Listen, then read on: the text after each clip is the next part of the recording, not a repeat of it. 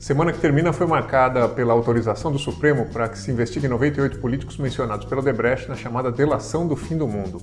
A autorização foi dada em resposta ao pedido que havia sido apresentado pelo Procurador-Geral da República, Rodrigo Janot, no âmbito da Operação Lava Jato, e envolve políticos de 9 dos 10 maiores partidos políticos do país.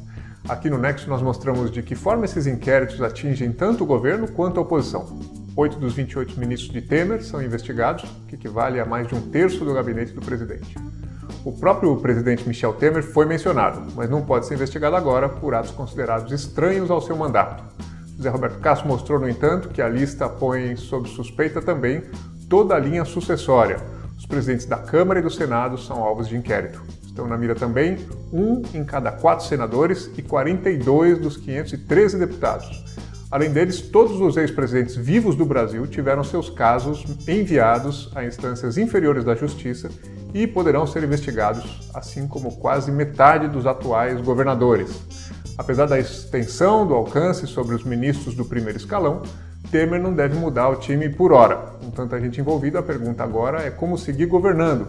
Lília Venturini perguntou a 2 cientistas políticos, Andréa Freitas e Leonardo Avritzer, qual deve ser o impacto dessa história toda nas reformas que Temer tenta tocar adiante e quais as implicações para a continuidade desse governo também. Além de mexer com o passado e o presente da política, a chamada lista de Fachin tem o poder de afetar o futuro também.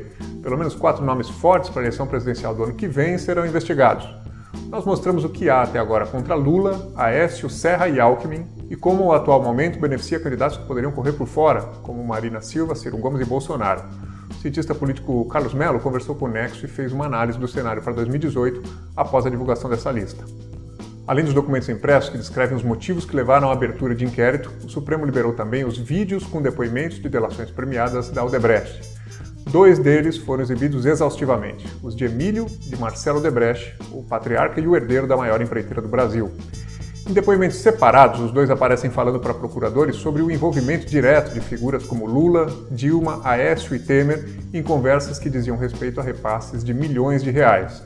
Nós perguntamos ao professor de Direito Constitucional Roberto Dias qual pode ser o impacto de imagens como essa no desfecho do caso e no humor da opinião pública também, e como isso afetará as investigações, sempre lembrando que na atual fase estamos falando de suspeitos, não de condenados.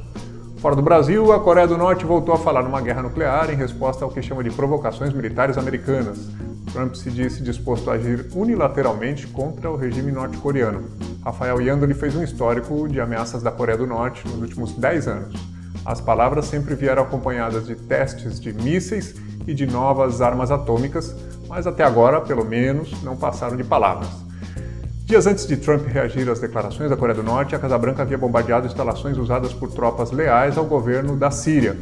O ato foi uma retaliação a um ataque químico atribuído pela Casa Branca ao presidente Bashar al-Assad. Nós ouvimos 2 especialistas no assunto, Salem Nasser e Cecília Baeza, sobre a guerra de versões que se arma ao redor da guerra na Síria. Essas e outras notícias você lê no Nexo Jornal.